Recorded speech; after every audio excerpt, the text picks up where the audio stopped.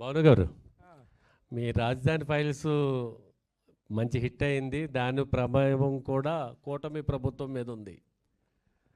అలాంటి hit cinema తీసిన మీరు చాలా కాలం తీసుకుని ప్రేమిస్తున్నా అని రావడానికి కారణం ఏంటంటారు? అంటే రియల్గా చెప్పాలా సార్?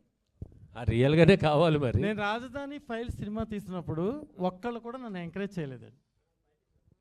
అంటే ఇండస్ట్రీ నుంచి అండి, బయట 100% మీ అందరికీ తెలుసు. అది మీరు అందరూ నన్ను ఇదే Q&Aలో క్వశ్చన్స్ అడిగారు, నేను అన్ని ఆన్సర్ చెప్పాను.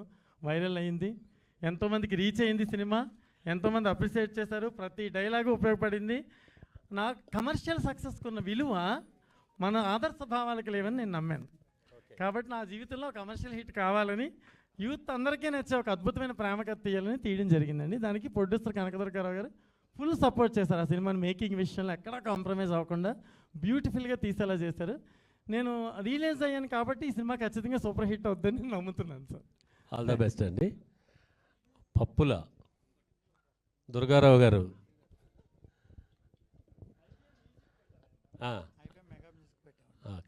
అంటే చాలా మ్యూజిక్ కంపెనీలు ఉన్నాయి, మళ్ళీ IBM పెట్టడానికి కారణం ఏంటి? ఒకటి.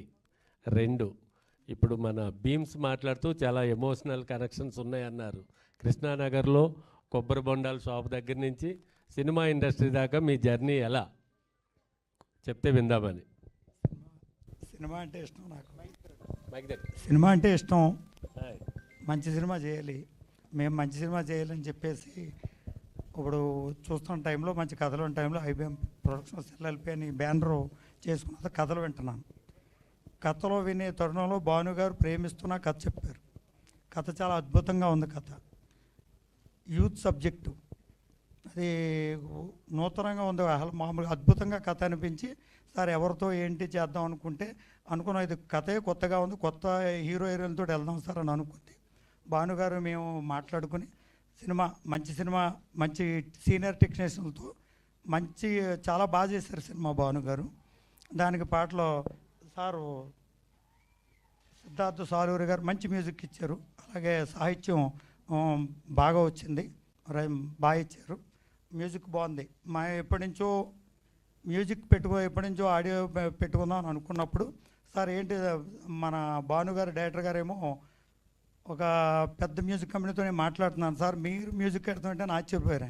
అలా కాదు సార్, మన సినిమా మన పాటలు బాగున్నాయి, మన మ్యూజిక్ ఛానల్లోనే మన పాటలు మనం చేసుకుందాం సార్, మన ఛానల్ నుంచి లాంచ్ చేద్దాం, IBM మెగా మ్యూజిక్ అని పెట్టుకున్నాం. దానికి సార్ కోఆపరేట్ చేశారు. Thank you sir. ముందు కాదు వద్దు అన్నారు సార్, ఎందుకు మేము పెద్ద ఏదైనా ఆడియో కంపెనీకి ఇచ్చుకుందాం, మీరేంటి ఇలా వెళ్తే మనం ఎలాగా ఎస్టాబ్లిష్ అవుతామంటే లేదు అని చెప్పేసి అనుకునేలాగా సార్కి, మన భానుగారి థ్యాంక్ యూ డైరెక్టర్ గారికి. విషయం ఏంటంటే ఎందుకు అనుకున్నాము మనమే పెట్టుకోవాలని అంటే, మేము మెయిన్ IBM మెగా మ్యూజిక్ పెడతానికి ఒక కారణం, మన పాటలు మనమే చేసుకుంటాం, మన సినిమా నుంచి వెళ్తా. మేమేమనుకున్నామంటే ఒక 3 months అన్ని ఛానల్లో అందరూ చేసుకోవచ్చు, అన్ని వాటిలో అందరూ అన్నీ చేసుకునేలాగా 90 days మా ఫ్రీగా అందరూ చేసుకోవచ్చు సినిమాని, అందరూ ఫ్రీగా, ఏ కాపీ రైట్స్ పడవు.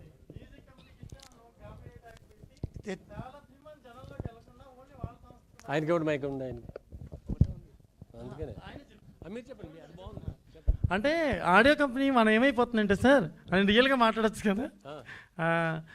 ఒక కంపెనీ మనం అప్రోచ్ అయితే ఆ కంపెనీ హీరో ఎవరు, మ్యూజిక్ ఎవరు, ఇలా ఎక్స్ప్రెషన్లు వేసి ఒక పాట అనురాగ్ కులకర్ణి పాడాడంటే మనం ఎంత అమౌంట్ ఇచ్చి ఉంటాం సార్. అనురాగ్ కులకర్ణి రికార్డ్ చేయడానికి ఎంత ఖర్చు అయి ఉంటుంది. అశోక్ తేజ గారు లాంటి రాస్తున్నప్పుడు వాళ్ళు బేరీ చేసేటప్పుడు చిన్న హీరో, ఆ హీరో ఎలా ఉన్నారు, ఎవరై హీరో, దాని తగ్గట్టు రేటు అని రకరకాల కండిషన్స్, మళ్ళీ ఏ ఛానల్లో ప్లే చేయకూడదు, కాపీరైట్ యాక్ట్. సో ఆయన ఏం చెప్పారంటే, నాకు ఎందుకు పెడదాం అనుకుంటున్నారు సార్ కంపెనీ అంటే, కాపీరైట్ యాక్ట్ వద్దు సార్, మనకి సినిమా జనంలోకి వెళ్ళాలి, సినిమా పాటలు జనంలోకి వెళ్ళాలి. ఒకప్పుడు అద్భుతంగా పాటలు విని థియేటర్లకి జనం వచ్చేవారు, ఇప్పుడు దాన్ని కట్టడి చేసేసి ఒకచోటే బంధించేస్తున్నారు దాన్ని. అలా కాకుండా మన పాటలు అన్ని ఛానల్స్లోనూ, అన్ని వెబ్సైట్లోనూ, అన్నిటిలోనూ రావాలి పాటలు అని చెప్పి, పాటల మీద కాపీరైట్ యాక్ట్ లేదండి ఇప్పుడు ఈ ఆడియో మీద. 3 months ఈ పాటలను ఎవరైనా ఎక్కడైనా టెలికాస్ట్ చేసుకోవచ్చు అనేది ఆయన ప్లానింగ్. ఇది సినిమా ఇండస్ట్రీలో ఇప్పుడు ఎవరో చెయ్యని కొత్త వరవాడు. ఆయనకి సినిమా అంటే చాలా ఇష్టం, ఆయన ఆలోచనల నుంచి ఇది పుట్టుకొచ్చింది. నేను వద్దన్నాను ఫస్ట్, ఏదైనా బెగ్ కంపెనీ ద్వారా వెళ్దామని అంటే, ఎందుకు ధైర్యం చేయట్లేదు, నేను ధైర్యం చేస్తున్నాను, నేను ఎప్పటి నుంచో మ్యూజిక్ కంపెనీ పెట్టాలనుకుంటున్నాను, సో పెడతాను అన్నప్పుడు ఇంక నేను కాదనలేకపోయాను. ఎందుకంటే ఆయన అభిప్రాయం నిర్ణయం చాలా గొప్పగా ఉన్నాయి. సో నేను అప్పుడు అందుకని ఇంక నేను ఏం అనకుండా ఓకే సార్ అన్నాను. ఇంకా ఆయన మాట ఐబిఎం అంటే ఏంటండి? ఐశ్వర్య అంబిక బాలు మహేష్. ఐశ్వర్య అంబిక బాలు మహేష్.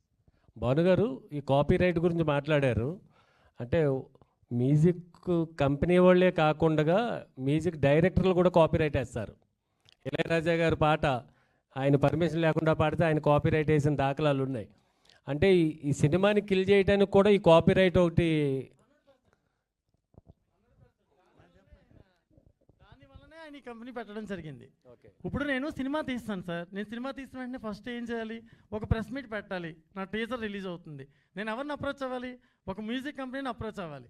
వాళ్ళ టీజర్ రిలీజ్ చేస్తానంటే నేను మీకు ప్రెస్ మీట్ పెట్టగలను. నేను టీజర్ రిలీజ్ చేయాలంటే ఆడియో కంపెనీ నాకు ఒక అగ్రిమెంట్ ఇవ్వాలి, నా పాటలు కొనుక్కుంటున్నట్టుగా. అంటే నా సినిమాలో ఉన్న ఏ ఐటమ్ జనానికి నేను చూపించే అధికారం నాకు లేదు. టీజరు ఆడియో కంపెనీ ద్వారానే వెళ్ళాలి, ట్రైలరు ఆడియో కంపెనీ ద్వారానే వెళ్ళాలి, ప్రతిదీ ఆడియో కంపెనీ ద్వారానే వెళ్ళాలి. చాలామంది నిర్మాతలు అక్కడికి వెళ్ళి చేతులు కట్టుకుని కూర్చోవలసిన పరిస్థితి ఉంది ఈవేళ. ఎగ్జాంపుల్ స్వర్ణ మాస్టర్, ఆవిడ ఒక సినిమా తీసి మొత్తం మ్యూజిక్ రైట్స్ అన్ని 200 పేజీల మీద సంతకం పెట్టించుకున్నారు ఆవిడ చేత. ఆవిడ ఒరియాలో సినిమా అమ్మాల్సి వస్తే 30 లక్షల రూపాయలు ఎక్స్ట్రా వస్తాయి. దాన్ని ఆవిడ పోగొట్టుకుని ఆ సినిమా అంతా నష్టపోయారు. ఆవిడ మాట్లాడతారు నెక్స్ట్. ఎందుకంటే సినిమాని మనం బతికించుకునే ప్రయత్నం చేయాలి, సినిమాని జనంలోకి వెళ్ళే ప్రయత్నం చేయాలి. దీనికి ఇవన్నిటికీ కూడా ఆనకట్టలో కట్టేశారు వీళ్ళు. దీన్ని ఛేదించాలంటే దుర్గారావు గారు లాంటి ధైర్యవంతుడు, ఆయన లాంటి మంచి మనిషి, గొప్ప నిర్ణయాలు ఆశయాలు ఉన్న వాళ్ళు మాత్రం అడుగు వేయగలరు. ఎందుకంటే చాలా రిస్క్తో కూడుకున్న వ్యవహారం. ఫైనాన్షియల్గా ఇప్పుడు ఈ ఆడియో అమ్మితే ఎంతో కొంత అమౌంట్ వస్తుంది. కానీ అవన్నీ కాదు, మన పాటలు జనంలోకి వెళ్ళాలి, ప్రేమిస్తున్న సినిమా జనంలోకి వెళ్ళాలి, ప్రతి ఛానల్లోనూ పాట మోగాలి, జనానికి రీచ్ అవ్వాలి, జనం వినగలిగి ఉండాలి, రూల్స్ అండ్ రెగ్యులేషన్స్ లేకుండా అని ఆయన చేయడం జరిగిందండి.